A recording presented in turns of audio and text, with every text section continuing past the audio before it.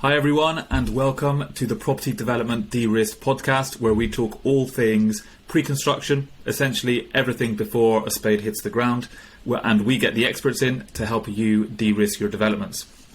In today's episode, we'll cover how to use data on your projects to minimize the risks, and also we have a great guest with us, Alex Wrottesley, Managing Director at Landmark Geodata Division. If you don't know who Landmark is, then they're a pretty big deal in the land space. But Alex, welcome. Hi Gonzalo. Nice to see you today. Yeah, thank you for coming on board. And just in terms of your background, obviously we know each other quite well from previous dealings, but before Landmark. So how long have you been at Landmark now? Is it? So I've been at Landmark for just over 2.5 years now. Wow. So I know it's unbelievable, isn't it? Joined just as lockdown started in March. Well, I agreed to join Landmark in March 2020, and then joined them in the summer in July. And it's been very interesting starting a role in that environment, and it has real pros and cons. It's been very interesting seeing how you have to think very hard when you're building a team, working with a team in a remote environment. It's actually been quite helpful, I think, starting in that role, because otherwise you tend to adopt the behaviours and patterns that have gone before, and actually going in when you have to everyone directly is different. But yes, so I run the Geodata division, which is the part of Landmark that is almost the foundation stone of the business. Landmark Information Group has been going 27 years. We are, I say, probably still the largest provider of data to the land and property sector in the UK. And the division I look after has two sort of primary well-known products: Promap as a platform to buy and access data and reports, and Envirocheck, which is sort of the industry gold standard for phase one assessment information and data. So I have the privilege of building on those products and helping them sort of remain relevant and improve them. But we also do a lot of stuff with the broader data marketplace, utilities information, future flood information, climate risk adaptation, a whole range of things that we do. The list of services is ever growing. Yeah. But before joining Landmark, as you know, I spent 5 years running Geovation, which was the land registry and ordnance surveys collaboration to support high growth businesses like RenKap and others. Yeah. And over the course of 5 years there, I probably worked with around 100 prop tech and geotech startups to help them launch and grow. And prior to that, I had my own startup for 8 years, doing real-time 3D graphics work in the property sector. So I've got a pretty long association with this industry. You're a crazy founder like us. Yeah, been there, done that. Got a t-shirt. That's actually my company logo on that thing behind. That's what it was. It's all. Oh, really? Yeah. And then, so then you helped build up Geovation, which is a startup incubator with Ordnance Survey and Land Registry, which is a lot of the well-known prop tech startups have gone through that journey through the Geovation platform, and we were lucky enough to get on the accelerator as well. And I think it was 2019, and it was massively helpful for us. So thank you for that, because that was a good boost that we needed. Yeah, it was a privilege working with you, and having run and started my own business, I truly admire anyone who takes the plunge to start their own business, because it's a trip. It has lots of fantastic upsides, but people don't really necessarily appreciate how challenging it can be. And I think entrepreneurs need all the help they can get to get things up, because they create value in society. So Yeah, exactly. And all the sexy bits are on TV, aren't they? You don't see you crying in the bath on a Sunday night. That's. Second bottle of rosé. So with something I want to ask you as well. So you went from Geovation, and then you left Geovation, joined Landmark, which actually was quite a good fit in terms of the work you've been doing previously, so close with Ordnance Survey, and Landmark have such a close tie with Ordnance Survey and the data they're using. Was that partially one of the reasons for kind of that move? It was really interesting. So Landmark is Ordnance Survey's largest commercial partner. So we are the single largest reseller of OS data by a factor of 3 or 4. So really sort of the dominant player in that marketplace. But from a personal point of view, it was really the chance to move back to a more commercial role. I love running Geovation, but it was very much a passion project. It was very much something that was driven by the impact it could deliver, and it was exciting to be approached, to have the opportunity to run a fairly mature business too, having worked with lots of startups. One of the first things I was quite astonished by was, when you're a startup, all your efforts about getting to those first customers, the first one, the first two, the first 5, the first 10, that's a big step for you. And, every customer is extremely precious, and you handle them carefully and you love them all because they're the growth of your business. And you come to an established business like Landmark, and we've got approximately 12,000 customers in my division of Landmark. And they range from the very, very big household names right down to very small sort of one-man bands. But you suddenly see that, when I joined, I think it was fair to say the team were a little bit...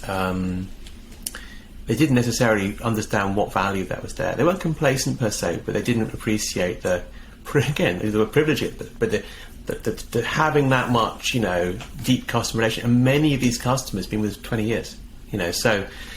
lots of kind of stickiness of that relationship really brought into the product. It's part of what they do, and it's the example of joining a business which has had product market fit for 20 years is a completely different game. So, on the plus side, you've got all that fantastic history, but the downside to that is actually changing stuff's really hard. We did a migration 3-4 years ago, I think, before I was here, which was really challenging because we had to move people from in 2 geeky, it was an ActiveX control, which was kind of an old Microsoft Internet Explorer technology that allowed you to run software via a browser. But it was a really bad security risk because technology improved and we had to cancel it. But moving to a web-based thing meant everything got slower. Yeah. Because actually the ActiveX control was like a local program, so it's very fast and snappy. And trying to run that kind of transition, and we're doing again a UI upgrade, and every time we change something, so a lot of what we've been doing is like making tiny tweaks, checking it's all okay, making tiny tweaks, because actually we're baked into the workflow of thousands and thousands of people. We have like 5,000 people a day using our platforms. It's a bit wild. You can't just shift things, Yeah. It's wild because I'm just thinking we're building products and we're releasing new features, and sometimes we'll release quite a big change on the platform, but because we've got a lower number of users and they're expecting it because we have that one-on-one relationships and all of that sort of stuff, it's okay. But when you've got thousands, tens of thousands of users, you can't make a huge change because all of a sudden it could have a very big impact on that monthly recurring revenue. People don't like change. People don't like change. Even if it's the right change, you have to be really, really, really careful. We've literally spent nearly more than a year doing a UX refresh, that just like trailing each individual change one at a time. So, actually, that's going live in January, finally in full. So, watch this. Excellent. And having you part of that, bringing you into Landmark, is that also into the Geodata division? Is that also a way to kind of try and make it a little bit more entrepreneurial again, and come up with those new revenue streams? I think it's fair to say that, like a lot of mature products, they've been not neglected, but not, there hadn't been the need to invest and think about their future per se, because they were fairly stable products within the portfolio. And I think Simon Brown hired me, because our CEO, because he wanted someone to give this division a sort of a future-facing strategy and think about how we grow in the future. And the big thing for us has been just doubling down on what we're good at, and then thinking about not trying to feature chase. I think there's a bit of a thing in this industry. There's lots of companies doing lots of things, and because we've been in the market for so long, we are lots of people will do bits of what we do, but possibly better or more specified to that marketplace. So you'll ask someone, and we're always getting requests from customers, can you do this thing? It's great, but I just want this one thing which we need. But we've got so many different customer groups. So it might be a farming customer going, this is fantastic, I love Promap, but I really would love you to have like soil type samples. Like, and then you'll see, a planner who'll go, I love this, but I want to have all the consultation phase documentation as well as proposed and adopted. Right? Yeah, I know, but that's a lot of work, and it's not where our core market is. Yeah, and so we position ourselves purposely to be the vanilla de facto, the best base option for all use cases, and now we're partnering with other smaller companies to service those niches. So we're talking to other businesses that have, good traction in particular areas and going, well, let's just collaborate on those. We don't need to, to win everything. We need to be, but I want to make sure my customers can get everything via us if they can, because we want to keep them inside the Landmark ecosystem where possible. But so far, rather they buy from a potential competitor, but via us, then go directly, and we lose that customer relationship. And it's massively valuable for the smaller startups to be able to work with a partner like Landmark and get those users through the door and the awareness. Yeah. Okay, excellent. And in terms of helping with property developers and property professionals in the industry and helping them to de-risk their sites, so using data. First of all, what are the kind of customers, just for the audience to know, that use these products on Landmark? So, in the context of this conversation, I think the area that probably is most relevant is we are used by most of the major house builders. So most sort of the big house builders across the UK use us for a range of different data products. Also, all the big environmental consultants, all the major consultancies, and the multidisciplinaries are all kind of major customers for us. So we're used by all of them. And I think the two kind of most common areas we are used for is to assess feasibility and to do due diligence. So for these kind of areas, it's like, can I develop this? Can my client develop this? Can I advise my customer to do this properly? Or are there issues on this when I'm doing due diligence on an acquisition or a purchase or a development? What do I need to know to ensure I'm getting into something that's going to be viable? So I think those are the two kind of, one is kind of an offensive, if you like, value creation, and one is a defensive position. But the same principles go into it, which is, what can you tell me about this site early that means that I can get a really, really clear idea of what the opportunity and the costs are involved in working, either what's the remediation costs if there's environmental impact or contamination impact, or what's the commercial opportunity if there are specific areas of data that indicate this is going to be a better performing site than the one next door. So that's what we do. It starts with mapping data always, because having survey grade mapping data is kind of fundamental, and then we keep on layering, which is kind of the Promap element of it. Yeah. And for larger sites, we'll do direct. So if we've got a major pipeline project or a railway or a motorway, we'll actually do a direct supply of the data for that. But if it's anything below 100 hectares, we'll use Promap to generate the data for them. And then providing information upon information of possible that site, starting off with things like our premium layers in Promap, which allow you just to look at a lot of the open data and some proprietary data there, which is sort of quick look, quick assessment. So that's everything from title information, flood risk, environmental constraints, local plan constraints, planning information, and then up to the more sophisticated level, which is, okay, I want to go on this, I probably want to do a phase one assessment, what data do I need for that, and then beyond. Yeah, excellent. And just going back a step, so house builders, environmental consultants, multidisciplinaries, you also work with kind of architects, planners, lawyers, all that are involved during this due diligence process. And it's quite good how you put it in terms of the use cases that typically clients are using when they're using Landmark is the three that you highlighted, which was acquisition, so buying a new site, disposal. Do they use it on disposal as well as on the other side of that? So absolutely. If there's, but usually that would be probably driven by the acquirer rather than say the disposer. Is if there's questions raised. Again, we haven't talked about the broader Landmark group, but across the group we've got all the legal services sides. We've got Landmark Legal. We have Argyle, which is our in-house environmental consultancy. Provides opinion, and we also do all the searches for transactions. So it'll depend on where that sits, but yes, we'll be involved in ensuring that disposal of the right searches are provided, so people know what in terms of the scenarios, acquisitions, disposals, and development. And it's interesting what you were just saying about sometimes between acquisition and disposal, who is the party that should be doing this due diligence? Should it be the acquirer, or should it be the person that's the company disposing? And it's interesting because I know how the market works, which is the acquirer has to do it, but potentially there's 3 or 4 different acquirers that all have to do that work.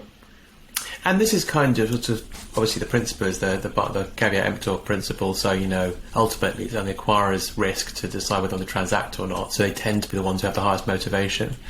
But we see this across the residential market as well, as the idea of having upfront property information packs to make it easier for a vendor to move a property or a site. You've then just got the question of and Landmark's interested in this per se, because obviously we are a trusted data partner, so that having a Landmark pack that's been approved and signed off by us should be sufficiently robust that an acquirer is happy to accept that. But there's always going to be a slight level of scepticism when you're marking your own homework, right? If you're trying to sell, particularly in the commercial and the largest sites. If a farmer comes in and says, "I've got this amazing bit of land, it's wonderful, it's perfect, and here's all the information and data," and it's 50% less than market price, you're really going to be questioning, well, what's he not telling me? And it's probably going to be something that just isn't required to be disclosed by law, but who knows? Yeah, it's in the model that the GLA use, the Greater London Authority. They have a small sites disposal program. It's called Small Sites for Small Builders, and what they do is they help to sell underutilised small sites across London for small developers to come and build affordable homes on them. And what they do to kind of streamline the process and make it easier and de-risk it for the potential buyer is they make sure that all the due diligence, feasibility and surveys are all done up front. Everyone gets the same information, and then when they're buying the site, it's a little bit more transparent and fairer, because what they're seeing and what we're seeing in the market is it's only the big house builders with big balance sheets that can take a risk on a site sometimes, because you don't have that much time to be doing all your due diligence. But if you start taking too long doing that, the site's gone. So it's interesting that which side of the market should be doing it. I think it works for someone like the GLA or TfL or someone who's a major kind of where you've got some recourse. I think it becomes harder when it's more private transactions, but it's definitely an area where we are seeing the availability of data is becoming increasingly big driver of transactional process, because people want that early, they want to make decisions. And again, we'll talk in a second about it, but that also reduces the risk of spending too long working on things that aren't going to work for you, and whether that's because just qualitatively it's not the sort of thing you're interested in, or whether there are actually quantitative reasons that the site won't support the number of homes you want to develop, or whatever that might be. The earlier you can find that out, the earlier you can move your attentions to a site that's probably more promising for you. Yeah. And so we've discussed the potential different things that customers are doing on the platform: feasibility, due diligence for acquisition, disposal, or development. It'd be great if you could share a little bit of some of the actual examples of the data that you can access via Landmark. So I think probably we've talked about mapping. I think it's pretty obvious, but it's not just the master map, although that's the key of what we do. We also do aerial imagery. We partner with Blue Sky and Get Mapping to do high quality aerial imagery. We provide large scale mapping as well, so if you've got and small scale, so you've got both ends of the spectrum in terms of site plans. We provide mapping APIs, so we can provide you access to APIs that allow you to customize mapping layers into your work streams. But for these kind of contexts, the primary starting point is usually Envirocheck. So Envirocheck is the tool that almost all environmental consultants will use for a phase 1 assessment, and that means going in and saying, tell me all the environmental constraints and risks on this site. And that started off initially as a way to surface contaminated land risk, but now it encompasses everything from flood, geology, geotechnical risk, and things like historical trade directories. It also includes all the historic map packs. So we go back to 1840 and you get all the historical maps for the area, so you can really interrogate in one environment all the information that's available from, let's say, 150, 200 different data sets that allow you to understand the environmental and contamination risks on a site. And that often just lets people decide, okay, this is a big issue, this is not a big issue, there's things I didn't know about. We don't provide in that product any legal opinion against it, it's just data. Obviously our clients then will take that pack and then they will write their opinion for a customer. So one of our biggest customers is WSP, they'll buy an Envirocheck report from us, and then the consulting team there will interpret the data, and then they will write a report for their customer going, this is what we think you should do. But we do the data assembly for them, so they don't have to do the donkey work of going away and grabbing 150 different data sets and doing it. We also have put together a tool which is I think unique in the market called Envirocheck Analysis, which effectively is a virtual light box. So historically, these reports came as a 300-page PDF, section after section after section of information, which you have to page through, thumb through repeatedly, compare and contrast. We've created Envirocheck Analysis, which is a tool that lets you effectively tick on and off any one of those 150 layers, and also a opacity blend between them, so you can build up a picture and then annotate it as you go. So you can create a really important narrative for your colleagues or your customers or your client that really helps you understand that. In the new year, we are prototyping our second attempt at a mobile app for that. Our first attempt was an in-house version for site walkovers.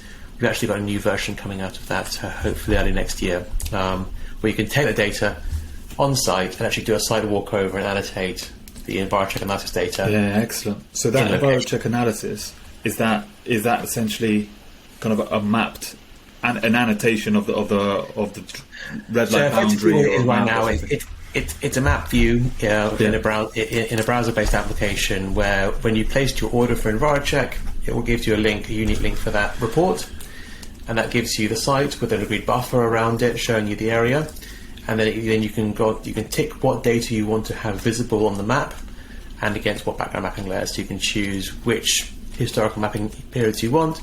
We've also got in there things like the Goad town plans as well, which are the historic fire insurance plans from the 1900s. We've got the Russian military maps, which are kind of used for some areas where Ordnance Survey didn't show full detail, but the Russian military maps the UK in more detail than us at times. So we've got a whole range, and then obviously all scary, isn't it? Yeah, and then we've got all the recent things, so going back to more recent epochs of Ordnance Survey mapping over the past 20, 30 years, so you've got the more recent stuff as well. Yeah, so really everything that's available for a site. And then you can click on show me all the BGS boreholes, and you can show okay, so here there have been 30 boreholes drilled on this site in the last 50, 60 years, and you can click directly through into the record for that borehole with all the detailed scans, so you can see exactly what was going on. So it gives you, and that's just a couple of examples. I mean, all the flooding information. I love the historical trade directories data. It's just fascinating because, did you know that there was a Chrome Works here in 1938? Yeah, it's important. Or a tannery, or different kinds of businesses that might have had chemical leaching.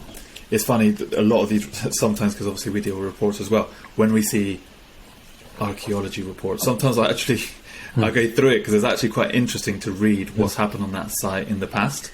Yeah, it's time travel. It's amazing. Yeah. It's and it's crazy how much data there, how many maps and information has been tracked for such a long time in the UK. It's pretty cool to see. Yeah, so that tends to be the starting point for our journey with customers. That tends to give them a very good sense of what they need to be considering. It certainly knocks out lots of things, particularly things like flood risk and stuff. If you can't do a sustainable drainage scheme project on it, then you're probably not going to be able to develop it. But you might be then looking at, well, actually, could I use this for offsetting biodiversity net gain somewhere else, because actually it's a great wetland site that I could buy and I could use in a portfolio. But it gives you the data you need to kind of make good decisions. The second kind of key product that we provide to the development sector is utility reporting.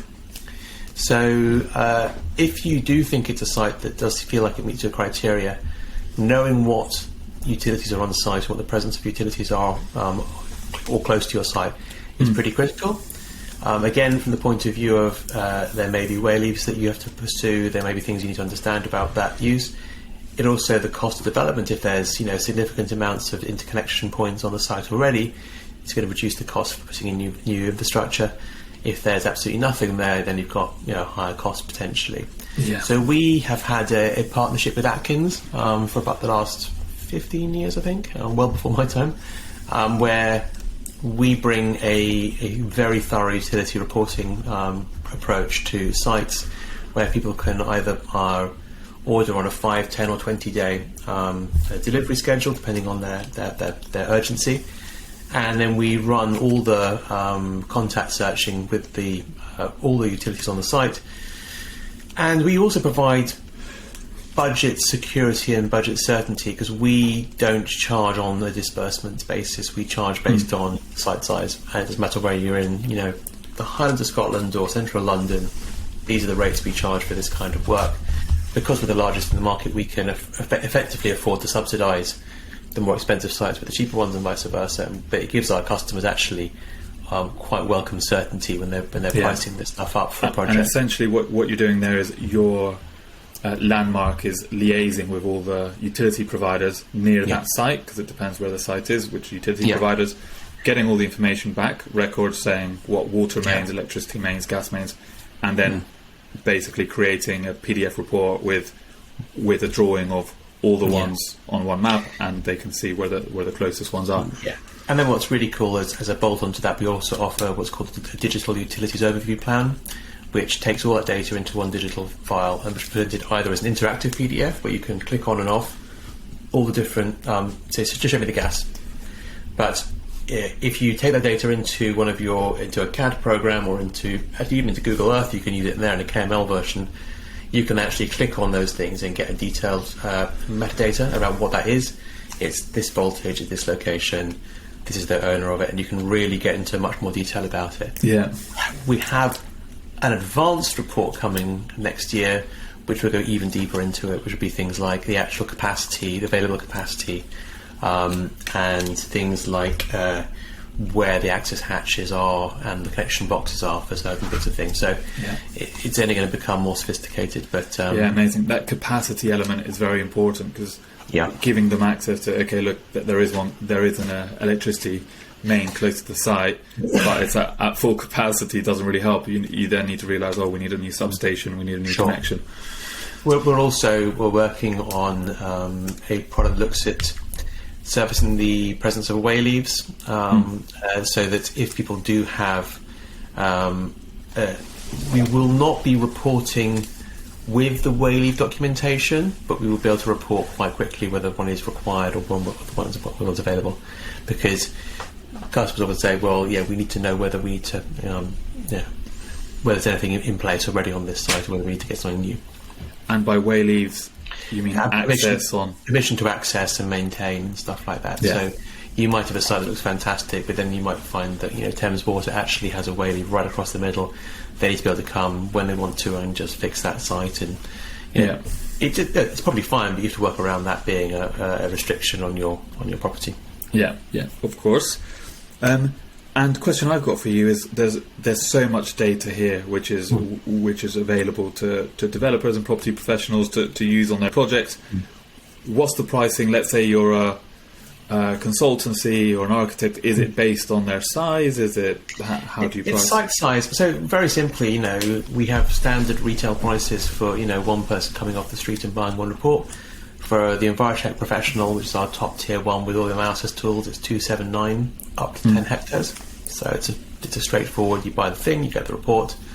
But obviously, we're a commercial business. As things grow, we have a tiered pricing based on volumes and size. So our largest customers get preferential rates. Yeah. And there are ways also we can customise that package depending on what data people need to. Some of our larger customers have very specific workflows that don't need everything, but we can build packages that are more geared around their needs. But generally speaking, we do have. The fact is that the analysis tool is we don't charge for that piece of software, but that's kind of a software product on top of the data that we provide, inclusive of that price. So, and our competitors just don't have that data, that product. So it's it's our unique selling point in the market. And what I've seen on the Landmark platform is the prices are really, really, really competitive, or I would say very low in terms of to be able to mitigate the risks that could potentially creep in a development. So in a development where you could be spending millions, hundreds of thousands on abortive costs, where one of these checks might cost 200, 300, £100, depending what it is. It's a no-brainer of something that needs to be done at the early stage to mitigate it. Yeah, absolutely. And when we were with one of our major house builder customers a couple of weeks ago, who currently uses a lot of our environmental data but hasn't using utilities, and we started talking about creating a bundle for them for a site, process. And the reality is, even if we sold everything available from us to a customer for a site, for a smallish site, it's no more than £1,000 for all the data that we can provide as a bundle. And you told them that, and they were like, it's nothing. In the scheme of what I'm trying to accomplish, it's a very small price to pay to have all that information available on day one.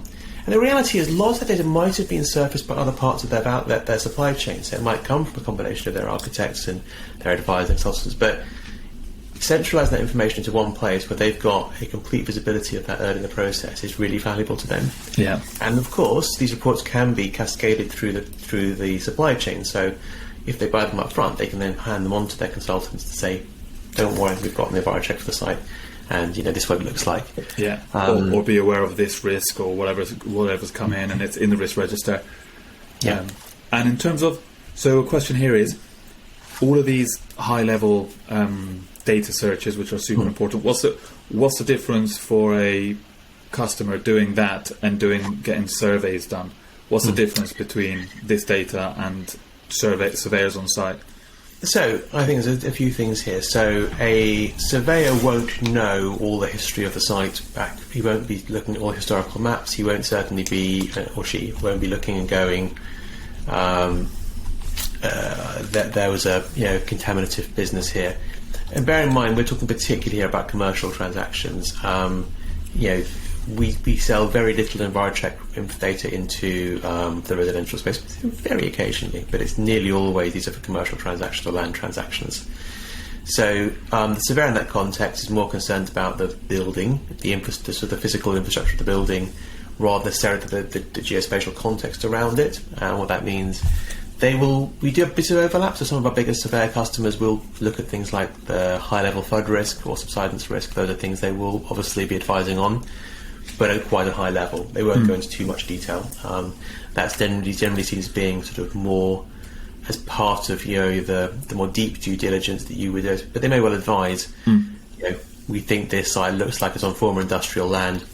Highly recommend you go and buy some analysis to come an Envirocheck report so you can actually find out, whether that's true or not. And so a lot of these surveyors are actually your clients as well, because the surveyors would use your data in order to advise the clients after they've done a site visit and the elements they need to do on site. It's interesting. So we found in the commercial surveyors don't tend to get that far into the detail, but they will advise their customer they need to go and do so, and then that would usually get referred across to an environmental consultant. And we do serve them through Argyle, which is our in-house consultancy, but more often than not, that will be done through, depending on the size of the site, it'll go to the developer, or the person or the client will decide whether to instruct someone to do it either from us or from a consultant. Yeah. And something we've touched on a few times through this conversation, Alex, is in different language, but basically abortive costs. The fact of mitigating risks and costs that can be spent on a development, which can be a lot, by using this data that's available and de-risking this project as soon as possible so they can focus elsewhere. What's your view on kind of abortive costs in the market and kind of what Landmark does to help that? Well, I think we all know that only a small proportion of the sites you identify are going to get taken forward to complete development.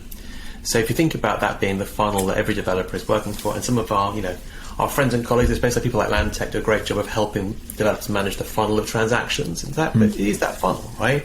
You start from 100 potential sites, and you're going to come down to the one Goldilocks site that looks like you can actually finance and grow and build and sell. Every wrong turn you take is costing you time, and even if it's just the time costs, that's already costing you money. But the reality is, it's not just costing you time, it's also costing you time and money, because every site you spend time looking at, you probably have to buy data against. So you start to go and you go down the process. You don't know what point you're going to find a showstopper. There may be one like here, or here, as you go down the line.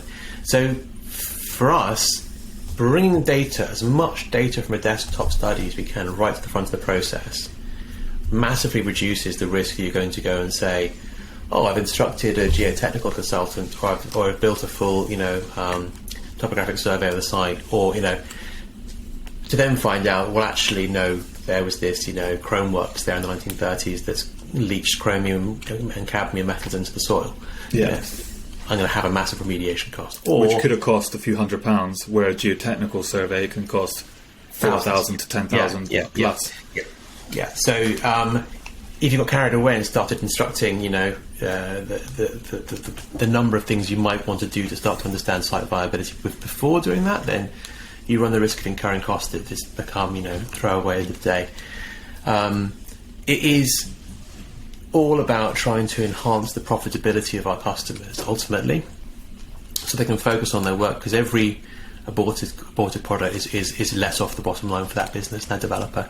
So helping them, we're currently at the moment working on some interesting stuff, looking at how we can, what other areas or other reports can we build that help do that. And the two that we're looking at the moment are archaeology. I think Iris Kramer, who another geovation company we're talking to, she's still very early stage, but we've been exploring together with her the idea of how can we look at providing an opinion on potential archaeology on site, because it was interesting. It's not reported from the legal side. So if there's no scheduled monuments, if there's no scheduled activity, if there's no known archaeology, there's no obligation anywhere in the transaction chain to report that.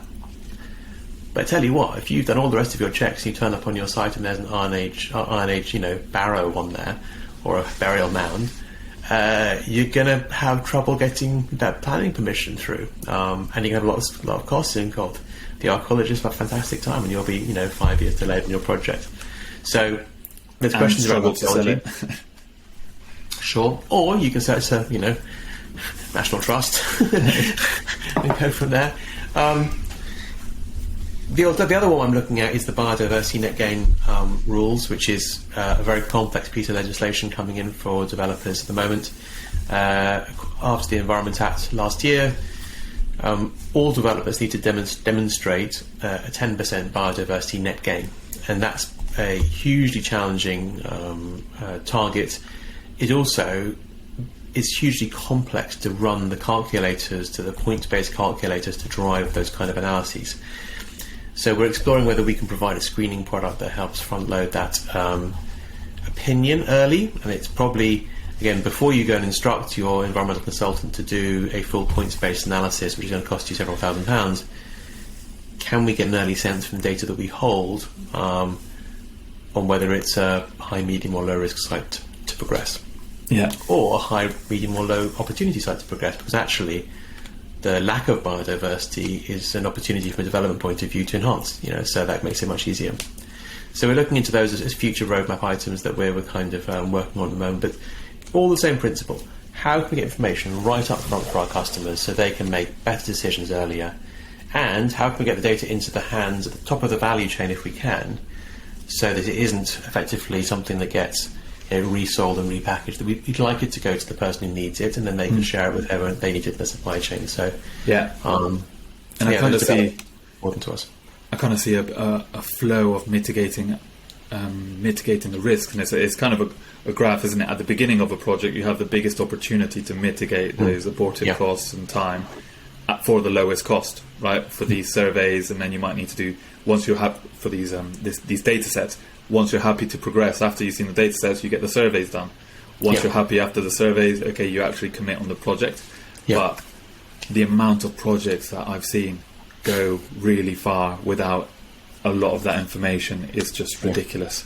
No, it is, and I think I mentioned earlier when we were speaking about some of those fun examples of, like I mentioned, the railway project in the US, like East Coast America, where they wanted to build high-speed rail, and they built the whole thing, all the tunnels, all the stations, all the platforms and everything, and they'd forgotten to account for the fact that trains dip on fast corners, so that it couldn't go through the tunnels fast enough. So the high-speed rail became a normal speed rail. And the business case analysis that justified funding that God knows how many billions of dollars it went into just like imploded because of just one data point people didn't consider early in the process. And that's a credit to Nathan Curran at Predaris, who uses travel planning software. That's his story. So, full disclosure. Yeah, no, and yeah, we've seen loads of similar stories within the actual property within the property sector, and it's painful because I feel like in the sector that we take abortive costs as if it's part of the sector, instead of kind of doing lessons learned and sharing those stories and trying to minimise that going forward. And yeah, by using data sets up front, Landmark or other, and then de-risking the site, that is a critical part of development to make sure that you don't get bitten, which is important. So, Alex, thank you so much for your time. Really appreciate you joining us, and hope you enjoyed it. If anyone wants to get in touch with you or Landmark or your products, what do you recommend that they do? landmark.co.uk/geodata. For our professional staff, you can reach me at Lexonic, Lexonic on Twitter. I'm on LinkedIn, Alex Wrottesley, and on Mastodon at Lexonic as well. So I'm on all major platforms. What's that one? Mastodon? What's that? Mastodon is the Twitter lifeboat in case Elon Musk completely destroys Twitter. Right, got you. You've prepared. I'm prepared. Yeah, always prepared. Yeah. And I'll share some of your details, Twitter and LinkedIn, on in the description, so Fantastic. people can reach out. But yeah, thank you very much, and thank you for listening, and see you next week, everyone.